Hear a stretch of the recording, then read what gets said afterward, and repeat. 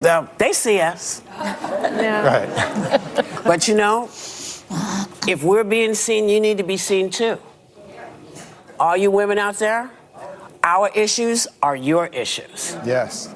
Keep in mind, we're all affected by all this stuff. This is not just one group. This is everybody. Don't forget that. Anywho. Whoopi Goldberg, Sunny Hostin, Joy Behar, and the rest of The View are trying their best to do damage control after Coleman Hughes went on their show, The View, and absolutely destroyed all of their woke talking points. So The View brought on Keith Boykin to try and dispute the points that Coleman Hughes went on The View and made about why are we looking at the issue of race so much instead of looking at the issue of class and status socioeconomically so much. If we want to help people of lower income, why are we looking at their race instead of looking at their income status when helping them? Why do we want to help black people and other races and not white people, even though white people are also lower income sometimes? Yeah, disproportionately, obviously minorities are lower income, but if we just focus on the issue of socioeconomic status, then we will help disproportionately the black people and the other minority groups that are lower status, lower class. But we will also be helping the white people who are lower status and lower class. What is the issue with that? That's what Coleman Hughes brought up on their show, and they had no answer. Whoopi Goldberg, Sunny Hostin, Joy Behar, and the rest of The View, they had no answer for Coleman Hughes. So they were shut down. Their only answer was, oh, you're just a puppet, a talking head for the conservative, the Republican Party. You're a charlatan. That's what Sunny Hostin said. You can check it out right here. We have very different cultures all living together in one country, so I'm not going to deny that. But I view this notion of a colorblind society similar to the idea of a peaceful society, which is to say it's an ideal, it's a North Star. And the point is not that we're ever going to get there. We're not going to touch it. But we have to know when we're going forward and when we're going backwards. And we're going backwards when we're doing woke kindergarten in San Francisco. The default right now in a lot of areas of policy is to use black and Hispanic identity as a proxy for disadvantage. And my argument is that you actually get a better picture of who needs help by looking at socioeconomics and income. That picks out people in a more accurate way. Not my question, but when you say that socioeconomics picks out people in a better way than race, when you do look at the socioeconomics, you see the huge disparity between white households and black households. You see the huge disparity between white households and Hispanic households. So your argument, and I've read your book twice because I wanted to give it a chance, your argument that race has no place in that equation is really fundamentally flawed, in my opinion. Well, there's two separate questions.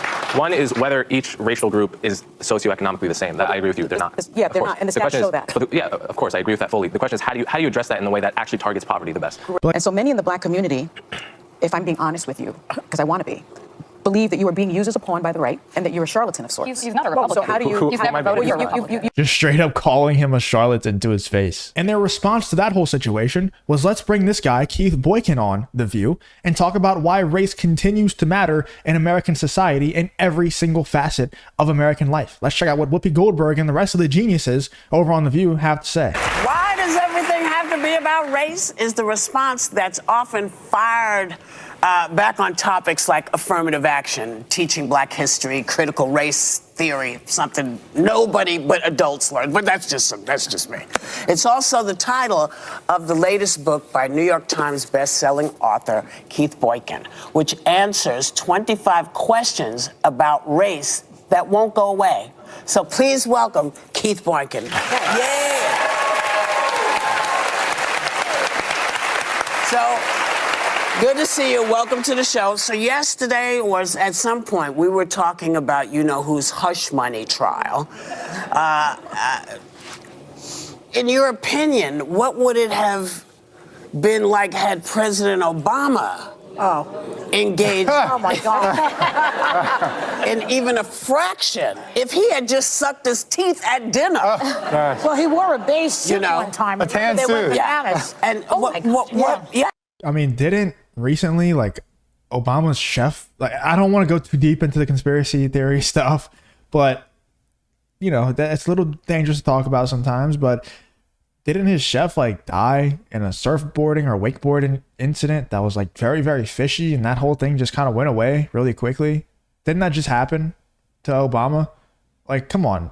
Every single U.S. president has had weird, shady stuff happen around their presidency, around how they won their presidency, and around how they conducted their presidency. It doesn't have to do anything with race. It's ridiculous. I know I'm preaching to the choir, but it's just so ridiculous. I can't help but say it. Yeah, they went berserk. Yeah. So what do you see there? What is going on here? I love what you said yesterday on the show about how if Obama had been president, none of this would have been conceivable because they would have driven him out of office. Right. And the truth is that no black person with Trump's resume or rap sheet would ever be taken seriously as a candidate for president.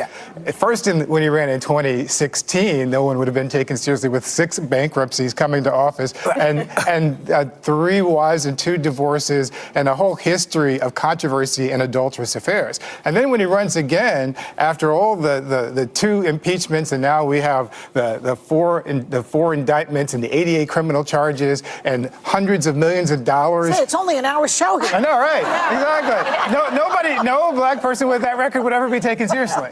Right. Highly disagree. I think going forward, and obviously this is just like a one big pity party to say, oh, we're all victims here.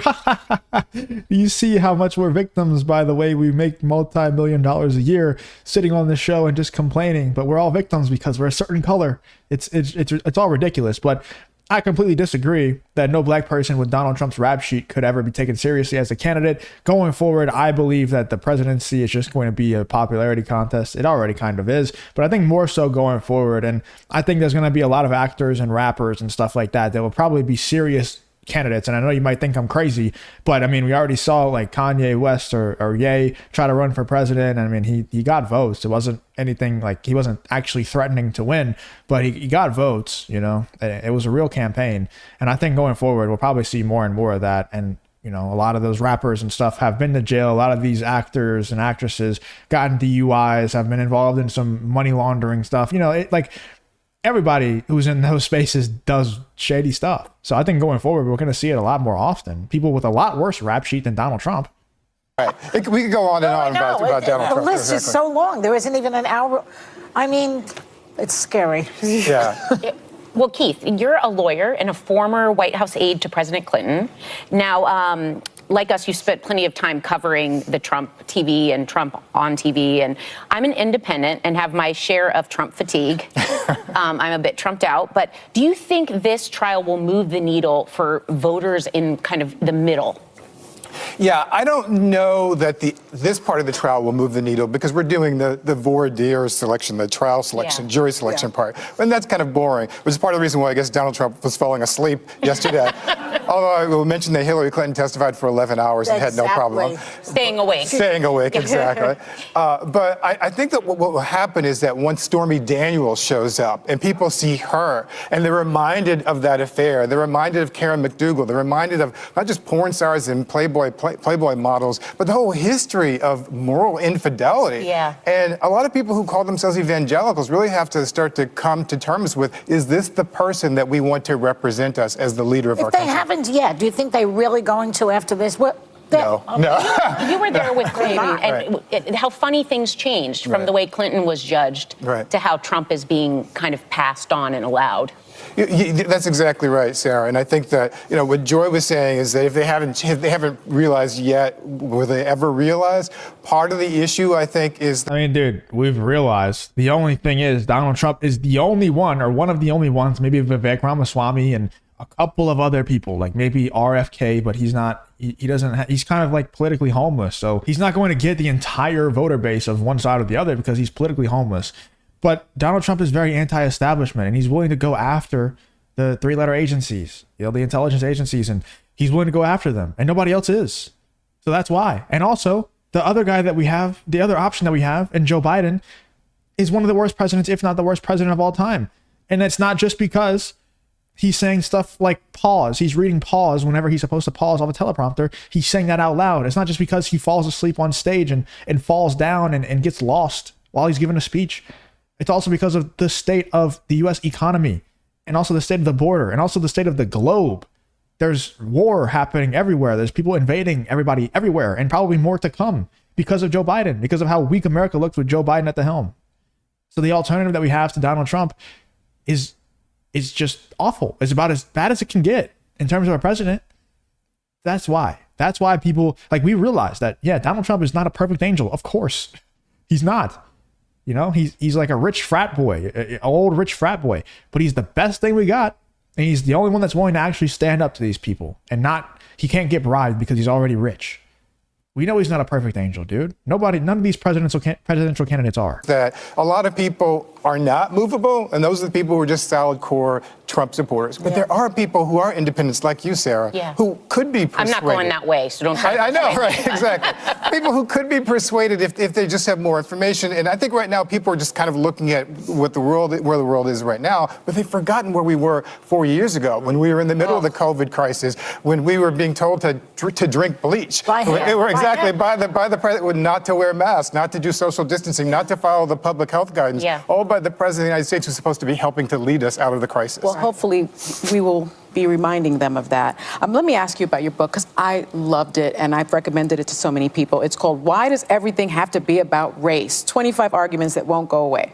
Now, you break down these. If you enjoy content like this, then make sure you leave a like and subscribe. It really does help me out a ton. Let's get back to the video. Common myths to help explain why race really still needs to remain part of the conversation. You quote Tomi Lahren saying, "I don't see color," to Trevor Noah. But she's certainly not the only person to have said that or who have thought that we should be a colorblind society and not talk about race, because talking about race is divisive. What do you say to those who believe we're beyond a society that needs to be seen through a racial lens? Well, the funny thing, Sonny, is that when Tomi Lahren made that statement on The Daily Show, she said, "I don't see color." Trevor Noah responded right back and said, "Well, what do you do at a traffic light?" Right. Clearly, we all see color. This idea that somehow color doesn't exist. My life has never been colorblind. I was born in a segregated hospital in St. Louis, Missouri. My birth certificate identified me as Negro. Yes. From the moment I was born, I was labeled by my color. My parents both attended. Yeah, bro, we all were. We all have that on our driver's license, dude. Bro, these people are so crazy. I mean, obviously nobody's colorblind, but there's a difference between me and you watching this, accepting the fact that we're not colorblind, that everybody can see color, and the reasons why The View and Keith Boykin want everybody to see color. They want everybody to see color. The View and Keith Boykin want everybody to see color because they want to identify as victims, even though they're all multimillionaires. They want to be able to say, they want to win the oppression Olympics. They don't want that to go away. And that's their advantage in the oppression Olympics. So that's why they want you to see color.